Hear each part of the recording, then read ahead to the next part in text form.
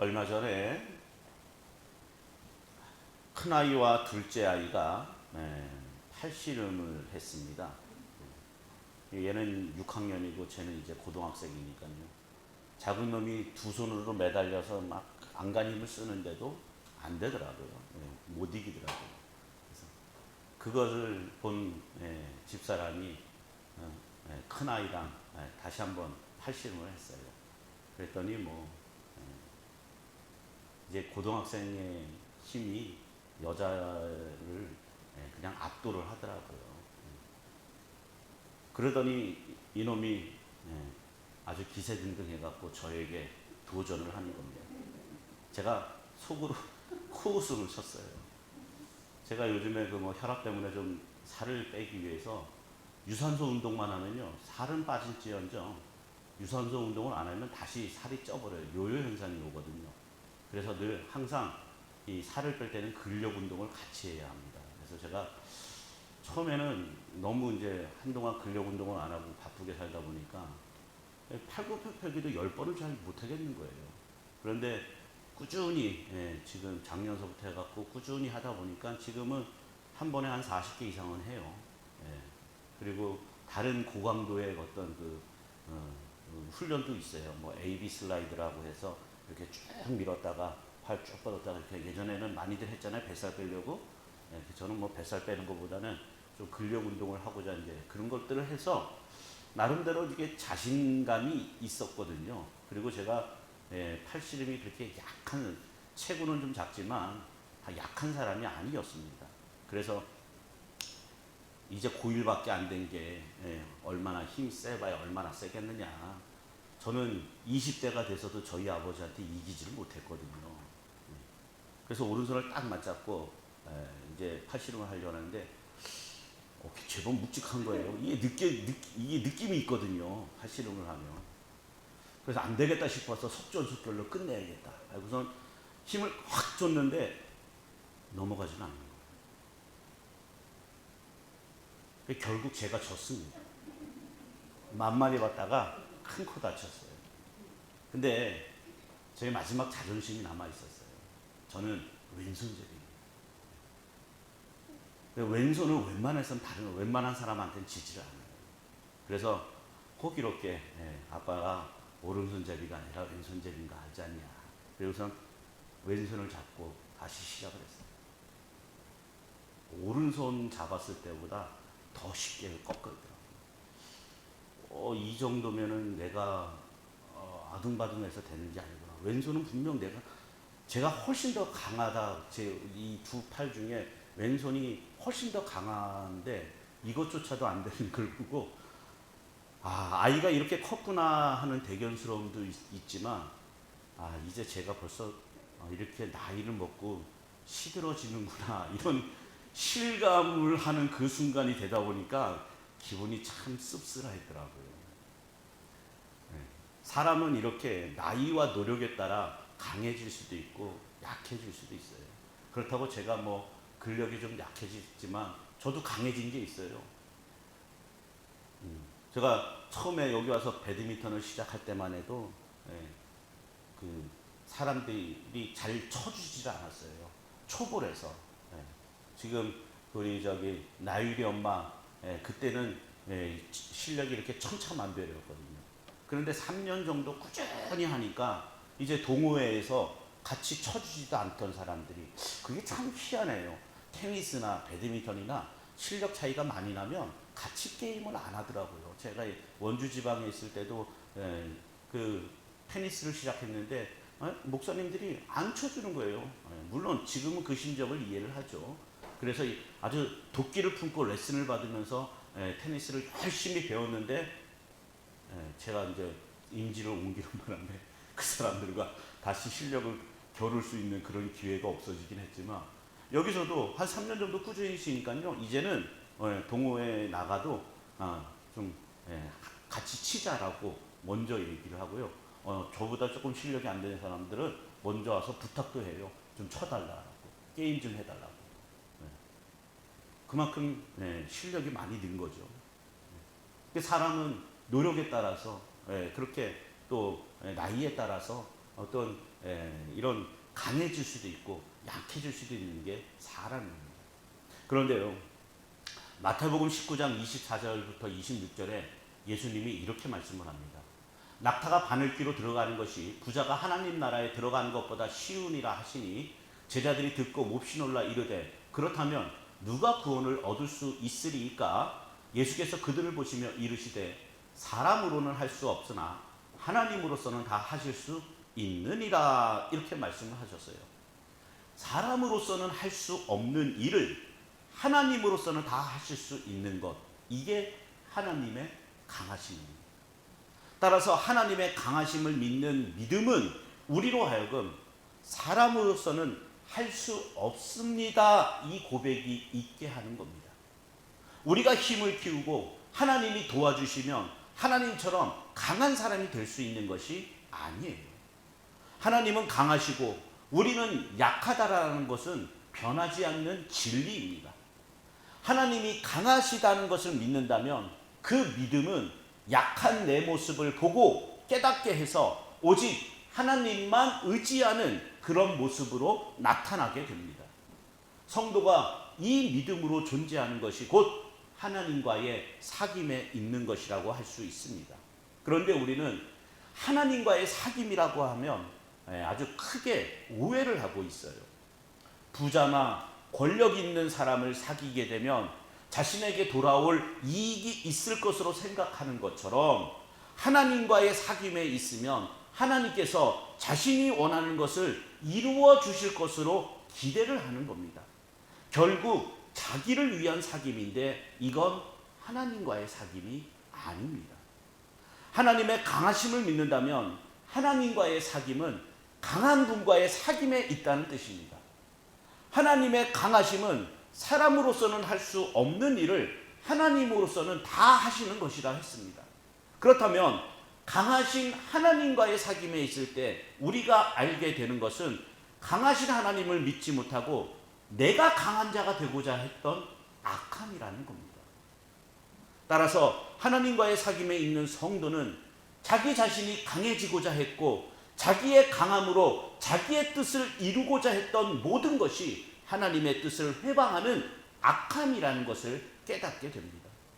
그리고 하나님으로부터 베풀어진 것에 의미를 두고 가치를 두게 되는 겁니다. 이것이 하나님과의 사귐에 있는 성도가 누리게 되는 은혜인 거예요. 사귐은 곧 교제를 의미합니다. 그런데 바울이 20절 말씀에서 무릇 이방인이 제사하는 것은 귀신에게 하는 것이요 하나님께 제사하는 것이 아니니 나는 너희가 귀신과 교제하는 자가 되기를 원하지 아니하노라 라는 말을 합니다. 귀신과 교제한다라는 것은 귀신과 사귄다는 뜻입니다. 이 말을 선뜻 이해할 수 있는 사람이 있을까요? 어떤 기독교인이 자신이 귀신과 교제한다라고 순수히 인정하겠습니까? 혹 기독교인이라 하면서 내가 믿는다 하면서도 점집이나 다니고 무당을 찾아다니는 사람이라면 귀신과 사귄다는 이 바울의 말이 자신에게 해당된다, 될 수도 있다, 이렇게 생각할 수는 있을 겁니다. 하지만 우리와 같이 성실히 신앙생활을 해왔다라면 결코 스스로를 귀신과 교제하는 자로 인정하지 않을 것이 분명합니다. 여러분 어떻습니까?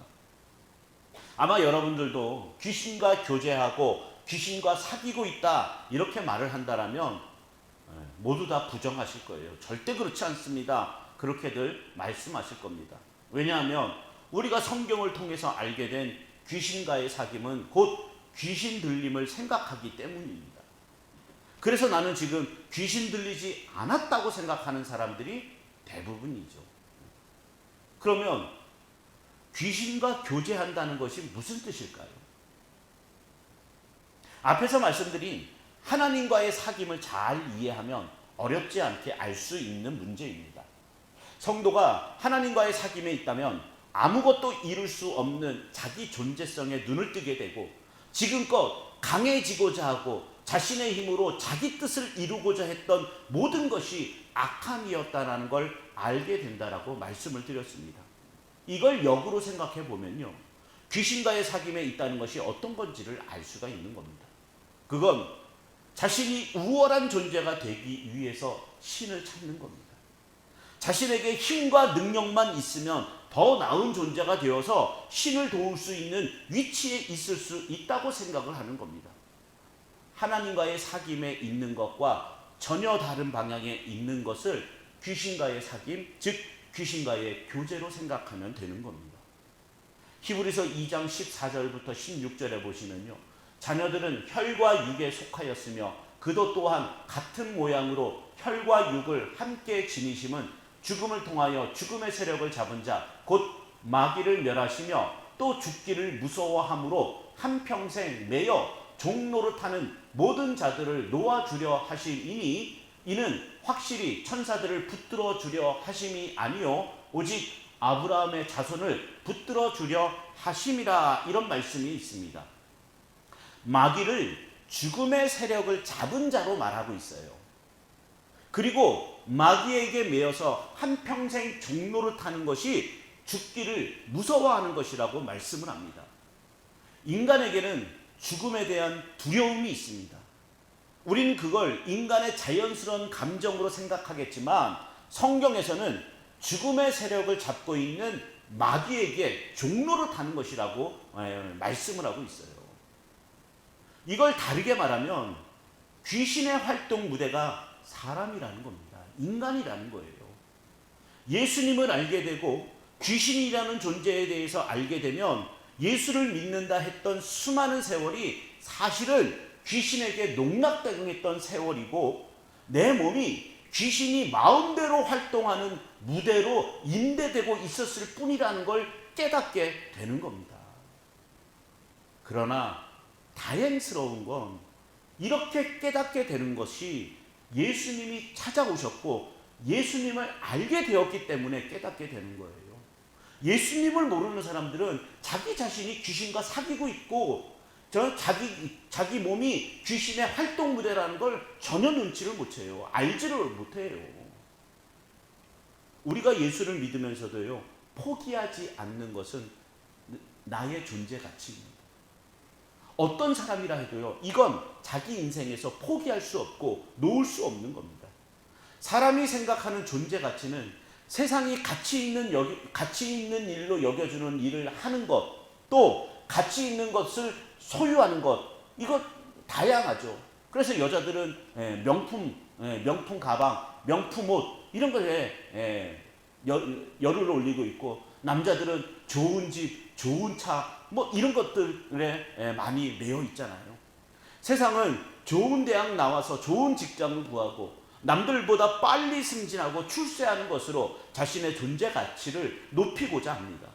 돈도 더 많이 벌고 더 높은 자리에 오르는 것으로 자기 위치를 더 확대하려고 하는 거예요. 교회도 마찬가지입니다.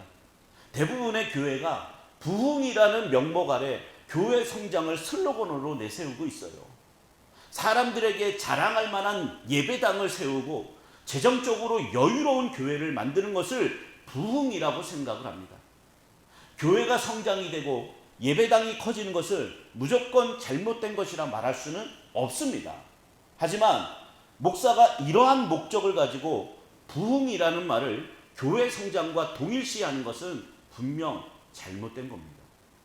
그런데 정말 많은 목사들이 이러한 잘못된 생각을 너무나 당연한 것으로 정당화하고 있다는 겁니다. 목사가 교회 부흥의 뜻을 두는 것이 당연한 것이지 어떻게 그것이 잘못된 것이냐라고 반문을 합니다. 그 안에는 목사로서의 탐욕과 욕심이 들어있는데 그걸 인정하지 않는 거예요. 그것이 곧 귀신의 활동 무대로 존재하고 있다라는 반증인 겁니다. 그러면 우리가 서로를 그리스도의 몸의 지체로서 생각하지 않고 나는 나고 너는 너다 이런 식으로 우리가 서로 대한다라면 교회에 어떤 문제가 발생할까요? 그 한 예가 고린도 교회입니다. 그 중에서도 바울이 언급하고 있는 우상 제물 이야기에서 그 문제를 파악해 볼 수가 있습니다. 19절 말씀에서 바울이 그런즉 내가 무엇을 말하느냐, 우상의 제물은 무엇이며 우상은 무엇이냐라고 말을 합니다. 우상은 아무것도 아니고 우상 제물 역시 아무것도 아니에요. 아무것도 아닌 우상에게 절하지 않은 것도 아무것도 아닌 것이고, 우상에게 바쳐진 음식을 먹는 것도, 반대로 먹지 않는 것도 아무것도 아닙니다. 그런데 고린도 교회에서는 아무것도 아닌 것이 아니라 성도됨의 수준과 믿음의 여부를 판가름하는 기준이 되었던 거예요. 바울은 그걸 귀신과 교제하는 것으로 보는 겁니다. 아무것도 아닌 행동일 뿐인데 마치 그것이 자신을 성도답게 보이게 할 것이라고 여기는 것, 그것이 귀신의 속성과 일치되는 겁니다. 바리새인들이 시장 어귀에 서서 큰 소리로, 남들이 다 들으라고 큰 소리로 기도를 하는 것도 자신의 신앙과 성도됨을 보여주려고 했던 행동입니다. 이러한 것이 바로 귀신과 교제함으로 나타나는 증거물들이에요. 18절에 보시면요, 육신을 따라 난 이스라엘을 보라, 제물을 먹는 자들이 제단에 참여하는 자들이 아니냐라고 말씀을 합니다. 인간에게 육신은 죄의 몸이고 죽음의 몸을 의미합니다. 그렇잖아요. 아담 이후로 모든 인간은 죄의 몸이 되었고 그렇게 흙으로 돌아갈 죽음의 몸이에요. 이런 육신을 따라 났다는 것은 하나님과 원수된 관계에서 죽음을 따라 난 존재라는 뜻입니다.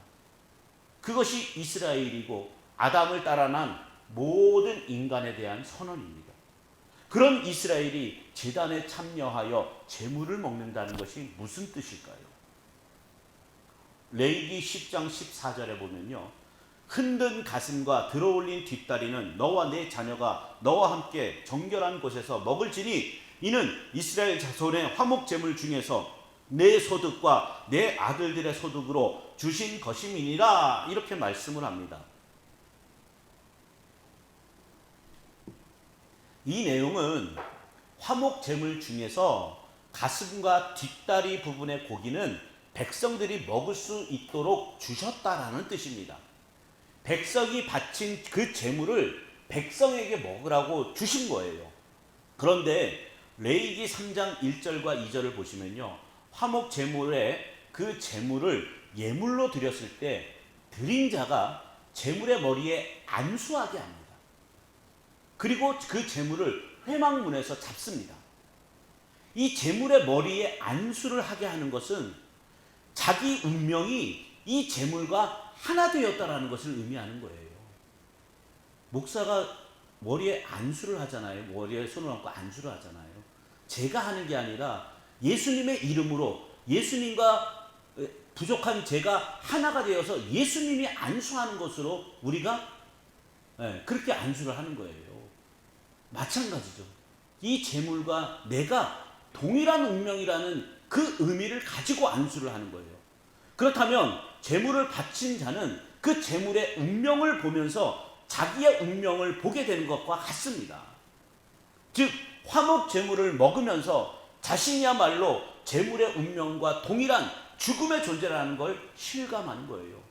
바울은 이걸 가지고 모든 이스라엘이 죽음의 존재로 제단에 참여하는 것으로 보고 있는 겁니다. 누구도 가치 있는 존재로, 믿음 있는 존재로, 의의 존재로 제단에 참여하는 것이 아니라는 거예요. 똑같아요.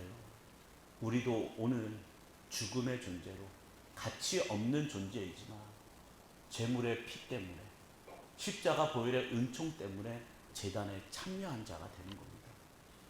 이러한 우리에게 예수님은 혈과 육을 지니신 모습으로 오셨고 십자가의 죽음을 통하여 마귀를 멸하시고 우리를 죽음에 대한 두려움에서 해방시켰다라고 생각을 해보십시오. 그리스도의 몸과 피에 참여된 관계에서 증거될 것은 그리스도의 몸과 피로 이루어진 죄 용서의 기쁨과 감사입니다. 그렇게 모든 존귀와 가치가 그리스도께 향하게 되면 그 안에서 자기 존재의 가치란 수시로 부인되고 무너져야 할 것에 지나지 않다는 걸 알게 될 것입니다. 이게 나를 버리고 나의 제 십자가를 지는 예수님의 말씀의 의미인 거예요. 육신을 따라 난 이스라엘은 죽음의 존재일 뿐입니다. 그런 죽음의 존재가 제단에 참여하여 제물을 먹음으로 죄 용서가 이루어졌고 하나님과의 화목의 관계가 되었습니다. 한마디로 하나님의 기쁨에 함께 참여가 된 거예요. 그리고 지금의 우리는 그리스도의 몸과 피에 참여하여 그리스도께서 이루신 죄 용서의 기쁨을 함께 누리는 한 몸의 관계에 있습니다. 주께서 이루신 이 관계가 예수 그리스도를 머리로 하며 그분의 희생으로 한 몸의 관계를 이루신 이 관계가 우상 제물을 먹고 먹지 않는 그런 문제에 의해서 회방된다면 그것이 곧 주님을 노엽게 하는 것이고 우리가 주님보다 강한 자로 행세하려고 하는 겁니다. 21절에 보시면 너희가 주의 잔과 귀신의 잔을 겸하여 마시지 못하고 주의 식탁과 귀신의 식탁에 겸하여 참여하지 못하리라 라고 말씀을 합니다. 하나님을 믿는 성도는 제사에 참여해서도 안 되고 제사상에 차려진 음식도 먹어서는 안 된다는 말씀일까요? 하지만 우리가 우상의 제물을 먹는 그 문제에 대해서 이미 살펴봤듯이 우상 제물을 먹고 안 먹고의 문제는 중요한 것이 아닙니다. 이 말씀도 나는 제사하지 않는다는 것으로 마치 나는 귀신의 잔을 마시지 않고 귀신의 식탁에도 겸하여 참여하지 않는 것으로 생각해서는 안 됩니다. 하나님의 전지전능하심과 하나님의 강하심을 믿는 성도라면 자기 자신이 강해져야 할 이유가 없습니다. 하나님의 강하심이 지금 나를 붙들고 내 인생을 이끌고 있다면 그 강하심을 믿고 내 인생을 내어 맡기는 것이 신앙이기 때문이에요. 하지만 하나님의 강하심을 믿는다 하면서도 내가 좀 더 나은 사람이 되고 싶어서 힘을 갖고 싶어하고 재물을 더 쌓으려 하고 더 높이 올라가고자 한다면 그것은 진정으로 하나님의 강하심을 믿지 않는 거짓된 믿음입니다. 그리고 그것이 바로 주의 잔과 귀신의 잔을 겸하여 마시는 것이고 주의 식탁과 귀신의 식탁에 겸하여 참여하는 것이 되는 거예요. 주의 식탁과 귀신의 식탁에 겸하여 참여하는 것은 모든 인간이 가지고 있는 욕망입니다. 쉬운 말로 표현을 하면 이 세상을 살면서는 부자 청년처럼 살고 싶어 하는 겁니다. 내 영혼아 여러 해 쓸 물건을 많이 쌓아두었으니 평안히 쉬고 먹고 마시고 즐거워하자 이러면서 걱정거리 없이 살고 싶어 하는 겁니다. 그리고는 죽어서는 천국 가고 싶어 하는 거예요. 이 모든 것이 귀신과 교제하며 귀신의 활동 무대로 이용되고 있는 우리들의 현실입니다. 우리가 이 현실에 눈을 뜨게 된다면 그것이 곧 하나님과 참된 사귐에 있다는 증거인 거예요. 16절과 17절에 보시면 우리가 축복하는 바 축복의 잔은 그리스도의 피에 참여함이 아니며 우리가 떼는 떡은 그리스도의 몸에 참여함이 아니냐. 떡이 하나요 많은 우리가 한 몸이니 이는 우리가 다 한 떡에 참여함이라 이렇게 말씀을 하고 있습니다. 성도는 한 몸으로서 한 떡에 참여된 관계에 있다는 거예요. 그 말은 성도는 그리스도의 피와 몸에 참여함으로써 서로 사귀고 교제하는 관계에 있다는 겁니다. 그렇게 우리는요 서로 내가 죽음의 존재라는 걸 알고 그리스도의 몸과 피로 죄가 용서되었음을 아는 사람으로 서로 교제를 하는 거예요. 단순히 같은 마을에 같은 이웃에 옆에 살기 때문에 서로 만나서 교제하는 게 아니라 예수님이 십자가에서 흘리신 그 보혈의 은총으로 말미암아 서로 만나서 교제하는 관계에 있는 거예요. 이것이 성도의 사귐입니다. 강하신 분은 하나님이라는 그 믿음 안에서 교제하기 때문에 누구도 자신의 강함을 보이고자 하거나 우리의 힘으로 원하는 것을 이루어야 한다라는 생각을 하지 않습니다. 이것이 하나님의 강하심으로 이루어진 성도의 교제이며 사귐입니다. 그러니까 교회 안에서는 그 어떤 자랑이 나올 수도 없고 어떤 경쟁도 있을 수가 없는 거예요. 하나님 앞에서 모두가 악한 자로 존재하기 때문입니다. 우리는 주보다 강하지 않습니다. 따라서 주님이 이끄시는 대로 끌려가야 합니다. 그것이 믿음이고 순종이에요. 주께서 끌어가신다라는 걸 믿는다라고 하면서 내가 원하고 내가 기대하는 바가 이루어지기를 바라는 것은 강하신 주님이라고 말하면서도 그 위에 내가 있다고 여기는 것과 같습니다.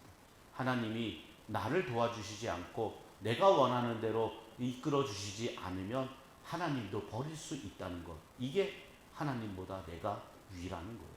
주의 강하심을 믿지 않는 겁니다. 이러한 우리의 실상을 낱낱이 들여다볼 수 있어야 합니다. 그리고 강하고 가치 있다고 여겼던 모든 것을 먼지와 같은 것으로 보게 되면서 예수의 몸과 피로 이루어진 의로우심에만 모든 희망과 의미를 두게 되는 것이 주의 강하심을 믿는 믿음인 것입니다. 우리가 그리스도의 몸과 피에 참여하게 된 것은 주님의 강하신 능력의 결과예요. 주의 강하신 능력이 아니면 육신을 따라난 우리가 주의 몸이 될 가능성은 제로입니다. 그래서 성도는 주의 강하신 능력만 믿는 것이고 모든 가능성을 주님께만 두는 거예요. 그런데 귀신은 나의 가능성에 눈을 돌리게 합니다. 강하신 하나님을 믿지 못하게 하고 대신 내 자신이 강하고 힘 있는 자가 될 수 있다는 유혹에 걸리게 하는 거예요. 그리고 그 마음을 갖고 주님을 찾게 하고 주님의 이름을 부르게 합니다. 이것이 바로 귀신과 교제하는 것이고 주의 식탁과 귀신의 식탁을 겸하여 참여하는 것이라고 바울이 말하는 겁니다. 이것으로 우리는 현재의 우리 자신의 실상을 깊이 파악할 수 있어야 합니다. 그리고 무엇이 주의 잔과 주의 식탁에 참여하는 참된 믿음인가를 배울 수 있어야 합니다. 우리가 주를 믿는다고 했던 모든 것이 거짓이고 헛된 것이었음을 자각하면서 믿음은 강하신 주의 능력으로만 가능하다라는 것이 우리 답으로 우리 마음에 남겨져야 하는 겁니다. 그럴 때 주의 강하심에 이끌려 가게 되는 것입니다. 맥주 감사 주일을 맞아 남은 인생의 반년도 주님의 강하심을 의지하시고 주님께 이끌림 받는 성도들이 되시기를 주님의 이름으로 축원을 드립니다.